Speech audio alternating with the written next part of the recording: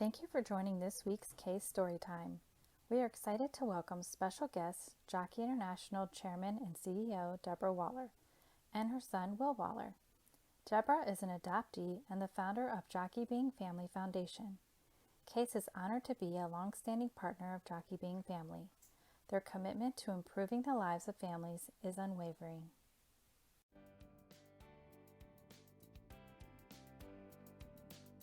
Hi, I'm Debra Waller, Chairman and CEO of Jockey International, and I'm also the founder of Jockey Being Family Foundation, which works with post-adoption services.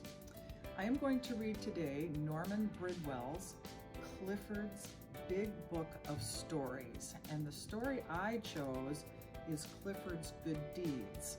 I used to read this to my son William, which you'll see shortly, when he was a little kid, and he always loved this book. So here we go. Hello, I'm Emily Elizabeth. This is my dog Clifford. A boy named Tim lives across the street. One day Tim said, "I try to do a good deed every day. If I had Clifford, I would help a lot of people." I said, "Let's do some good deeds together." A man was raking leaves. Tim gave him a hand.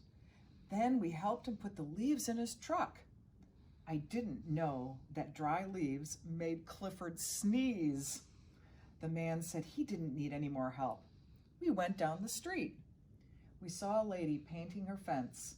We helped her paint. When we finished, she thanked us. Clifford said so happy he wagged his tail. That was a mistake. White paint splattered all over the house. We said we would paint the rest of her house too. The lady said, "Never mind."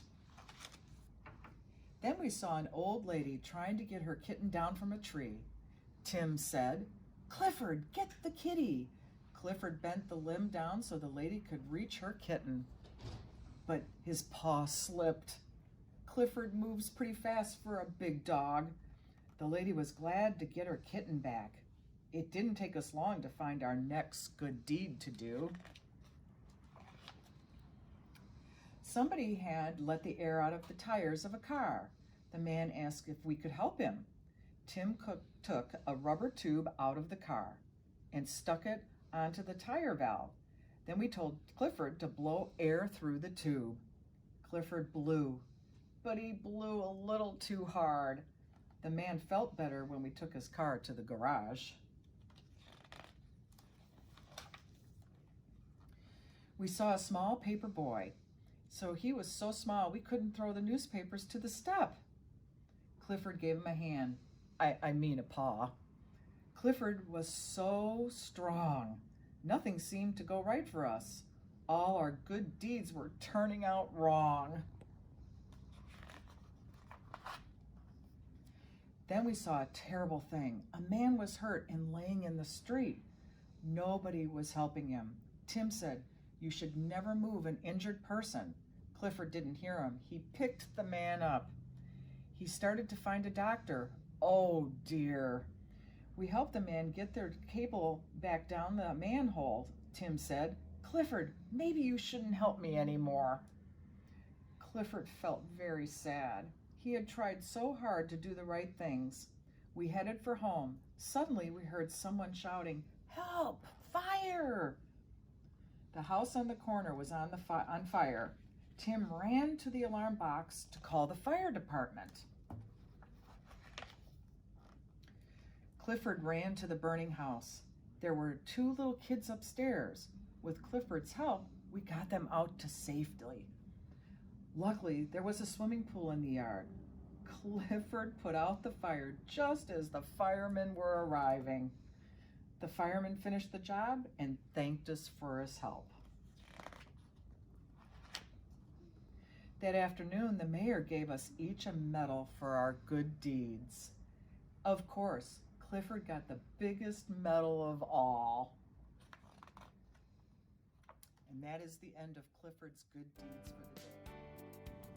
Hi everybody, my name is Will Waller. I'm Debra's son, former director of Jockey Being Family, now new business development and brand partnerships, and today we're going to read another book from Clifford's Big Book of Stories by Norman Bridwell called Clifford Gets a Job.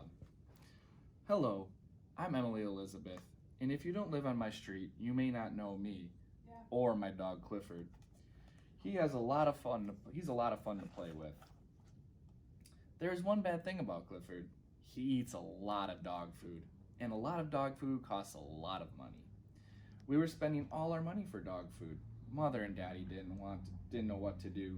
We'll have to send Clifford away, they said. Clifford didn't want to go away, so he made his mind up to get a job and pay for his own dog food. Very clever. He decided to join the circus. Good old Clifford. The circus men liked Clifford and got the job.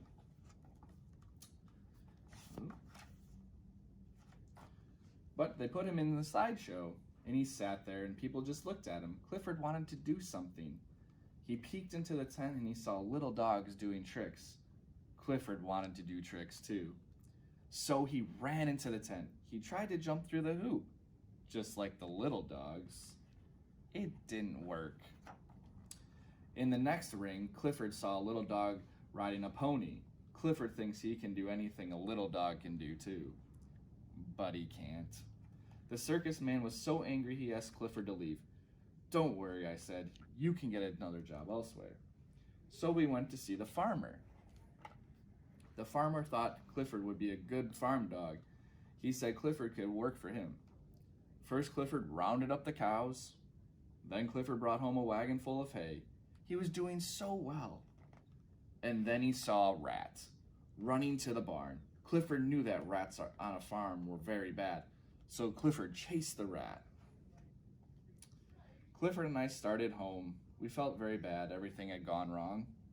Suddenly, a car came speeding past us, and right behind it came a police car. They were chasing the robbers. Clifford took a shortcut through the woods and caught the robbers. I was very proud. The chief of police offered Clifford a job as a police dog. Now Clifford goes to work every day. They don't pay him money.